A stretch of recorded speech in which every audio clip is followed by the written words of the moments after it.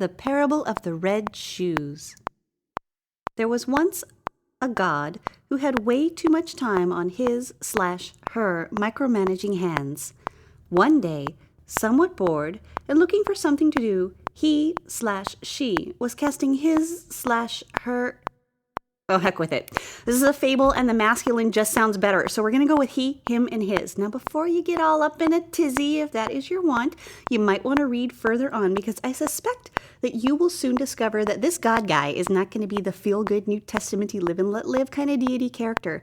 To be blunt, this is the kind of God who gives religion a very bad name indeed. So, at any rate, he was casting his omnipresent gaze about. He noticed one of his churches was largely unoccupied. Now it seemed like a perfectly nice enough church with the proper amount of churchy gewgaws and doodads and a nice plaza out in front. But come Sundays, the turnout was terrible. And this God, being one of those all-knowing ones, knew that if he didn't do something, this church would stay badly malutilized by any reasonable performance standard. And while God could certainly carry an underperforming asset for a certain period of time, after a while, a church like this could damage the entire line.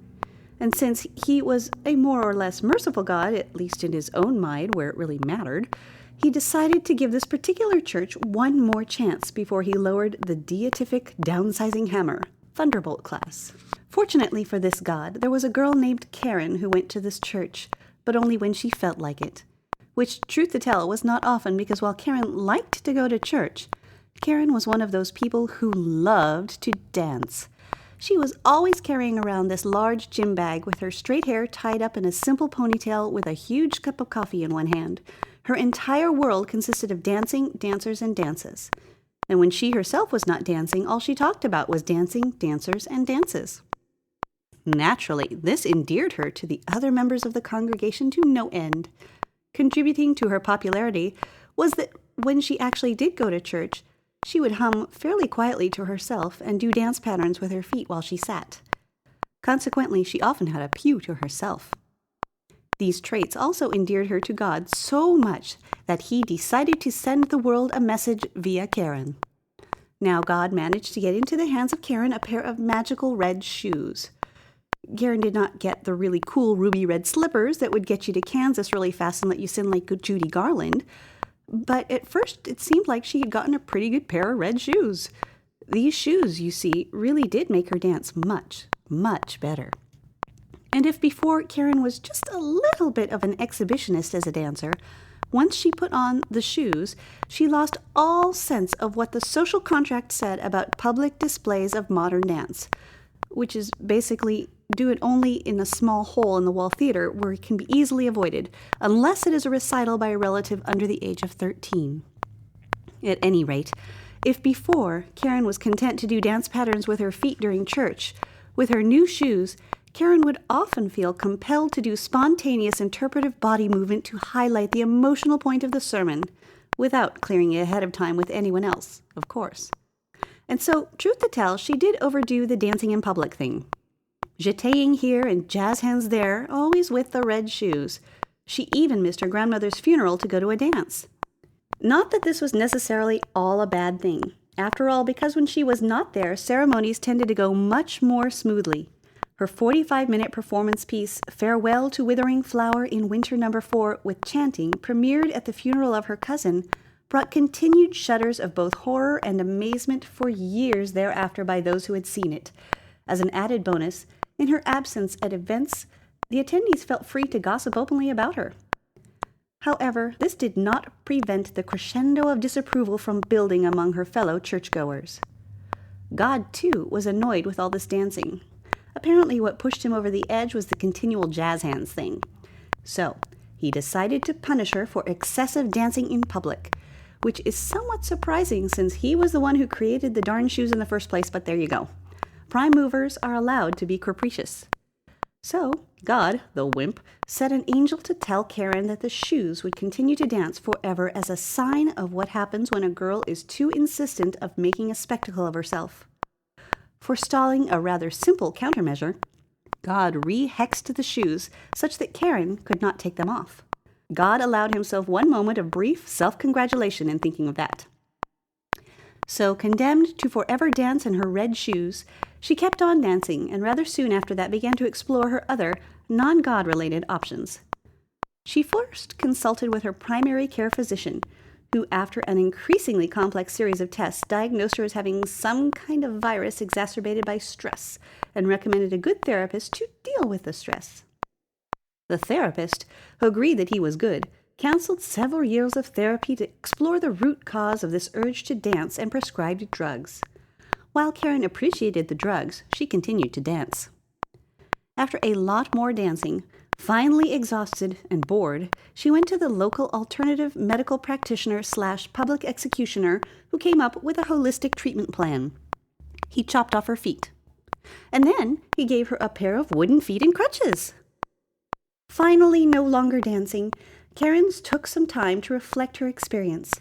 And somewhat surprisingly, she found at least some truth in God's message to her and realized that her pride in her dance had indeed interposed itself in the Karen / God nexus. So, convinced that she had paid her deity dues, she went to church that Sunday, filled with the proper air of contrition, convinced that salvation was just a church service away. Alas, God disagreed and sent her chopped-off feet in the red shoes to dance in front of her at the doorway of the church. Karen correctly interpreted this as a sign that God didn't want her in church, and so she fled from the church. Well, not fled exactly, but hobbled quickly as she can with wooden feet and crutches. God, on the other hand, was rather pleased to know that overall church attendance was up rather sharply that week as the news of dancing red shoes and bloody feet attracted new visitors. The novelty of shoes dancing without a body attached apparently overcame a certain repulsion in seeing severed feet several days old dance. Somehow, happening next to a church made it seem all right, as did the sounds of an unseen celestial chorus and orchestra providing the music. However, it was soon noted the red shoes took requests and did a very respectable Al Jolson soft shoe, Sewanee River, proving once again that modern dance is simply just too weird for most audiences. The next week, Karen prayed to God to allow her into church and to use her as an example as to the wickedness of pride. But once again on Sunday, the increasingly rancid feet in red shoes danced and kept her out of church. But truth to tell, this increasingly pathetic personal drama was becoming overshadowed by the attention the shoes themselves were getting. The amazing dancing red shoes and severed feet review proved to be a great draw, and the church had to fit in a second and third show as the word about it continued to spread. The Red Shoes Review also expanded their repertoire to include several show-stopping numbers from Riverdance, The Little Mermaid, and Hunchback of Notre Dame. The medley from Joseph and his amazing Technicolor Dreamcoat for some reason did not go over as well. Somewhat peeved at this point, Karen prayed to God, quite frankly, on how exactly she was supposed to get into church when she had already suffered a lot and seen the errors of her ways, and is willing to confess them publicly, and to do good for, ever. So God, now not needing her example to attract attendance at the church and somewhat peeved in turn by Karen's tone, and again using an angel to deliver his message, killed Karen, thus making the point of getting into church moot. Meanwhile, at the church, the Red Shoe Review continued to perform to bigger and bigger crowds. Some came for the spectacle. Others liked the unseen band. And others, perhaps a bit more thoughtful, merely sought to get on the good side of a deity who was willing to go to such lengths to increase church attendance. God himself received a very handsome performance bonus that year, which he was quite happy to flaunt in an understated way in front of all the other gods. And soon this announcement became a staple in the local and then the regional press.